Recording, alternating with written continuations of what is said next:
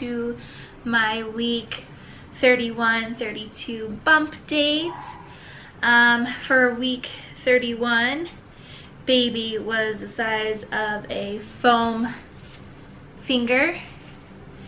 And for week 32, baby is the size of a plastic scooter board. This one that we bought is actually a bit bigger than the size, the estimated size. The estimated size was like, I think 17 to 18 inches. And if you guys don't know my wife Jamie, she's very particular about getting the exact object versus the accurate size, so that's why that's a little bit bigger. But we have a collection because every week, every bump date that changes, we well, Jamie actually has made it her personal mission to go out and get whatever the object is if it's not like in our house. So that's really fun.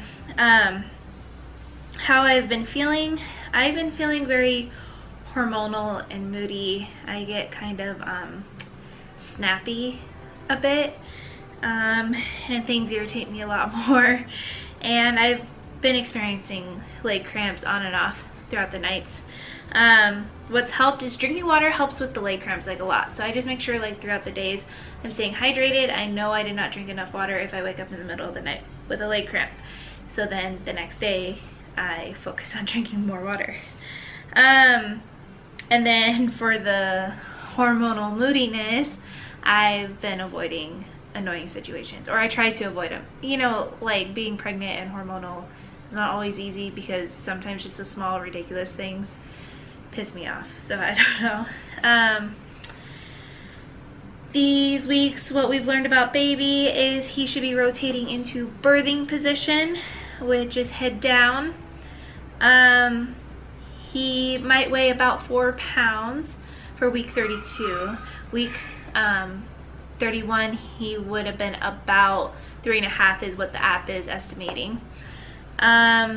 He's now storing calcium and other nutrients that he'll need after birth. He is forming hypothalamic, sorry if I messed up that word, brain connections to regulate his hormones, and he sucks his thumb to practice for breastfeeding. Any cravings or food aversions?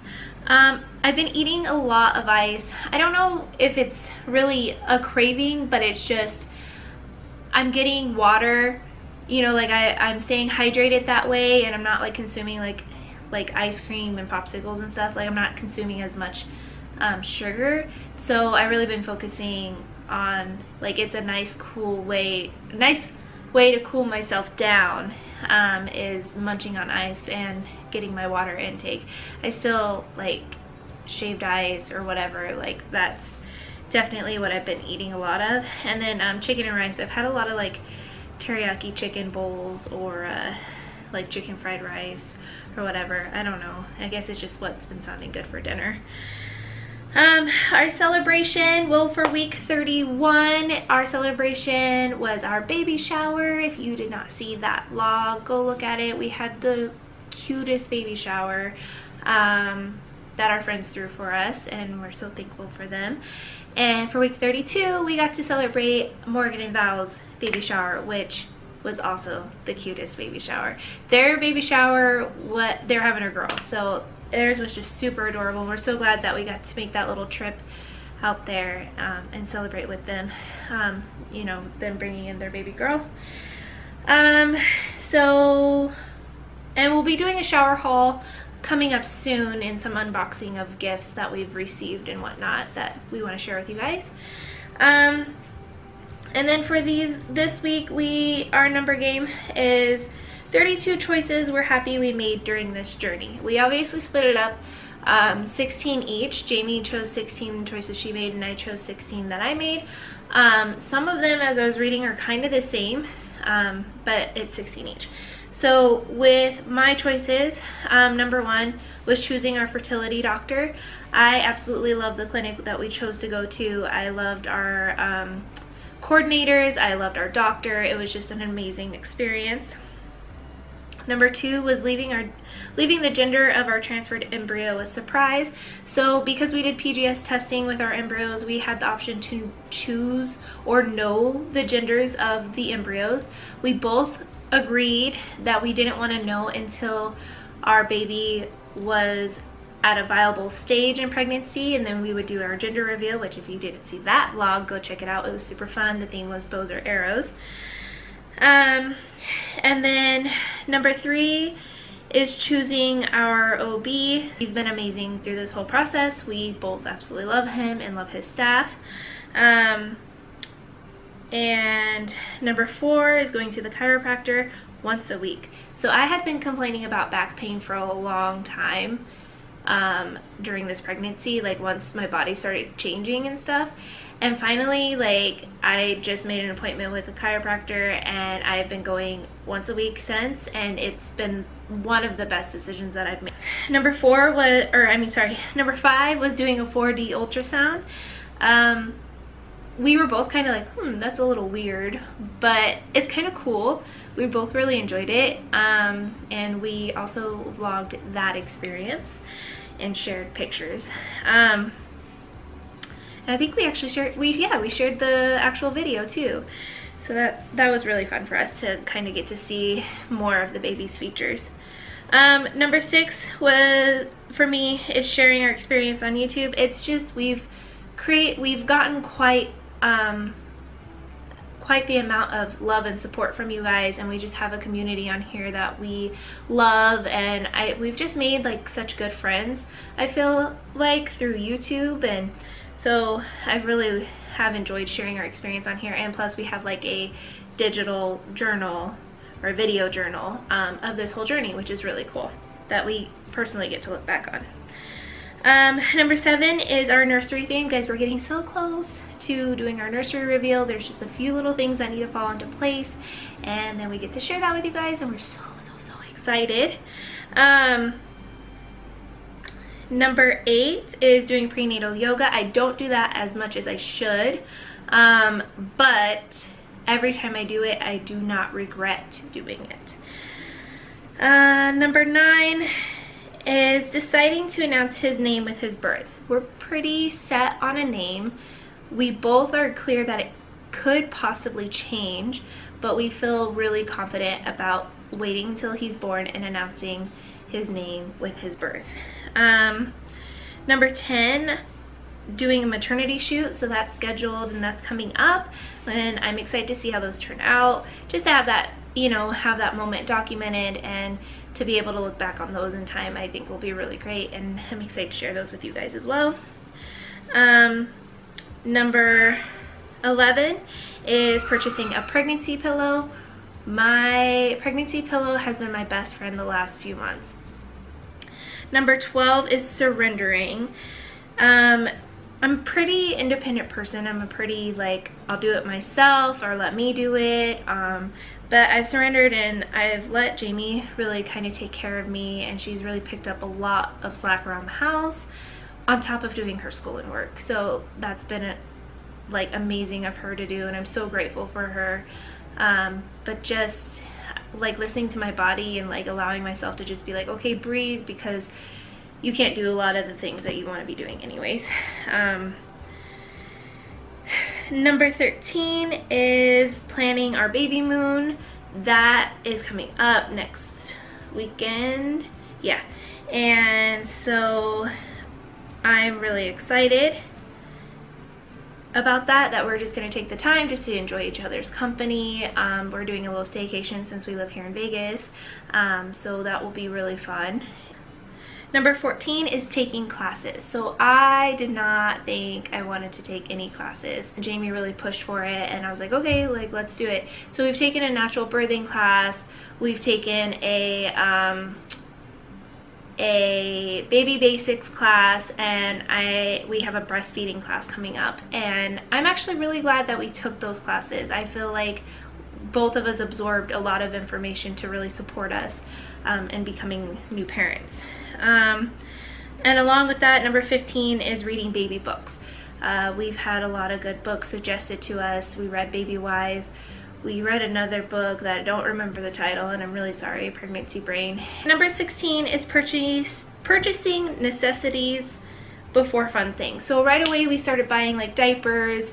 I wanted to make sure that we had like diapers and wipes and like diaper creams and like medicines and kits and whatnot, versus like the fun cute outfits. Those are really tempting to buy, and we've gotten so many from friends and family that I'm kind of glad that we let them buy the fun things. And we also got like a lot of necessities from family members too, as gifts and stuff. You'll see in the shower haul, I'm sure. But yeah, just making that decision, because now, like, closer we are to his birth, there's not as much anxiety for me about like the things that we have in our cabinets and things for the baby, because I feel like we're, you know, more prepared for like a fever or definitely not running out of diapers. So yeah. And then for Jamie, her 16 things are: number 1, following her gut to suggest going to another clinic after first consult at other fertility clinics. So the first fertility clinic we went to, we did not have a good experience. So yeah. Number 2 is choosing to do the vlog because it helped her get through her portions, since she was sharing for others to learn. We talk about this a lot lately. Like, Jamie's not the type person that would, I think, willingly do egg retrieval. She definitely doesn't want to do it again. It was very painful for her, and she's glad that she chose to do the vlog because it held her accountable, you know, and she showed up every night for the vlog to, you know, support others as well, I think. Number 3 is starting to use essential oils roller balls, because that helped her a ton during egg retrieval.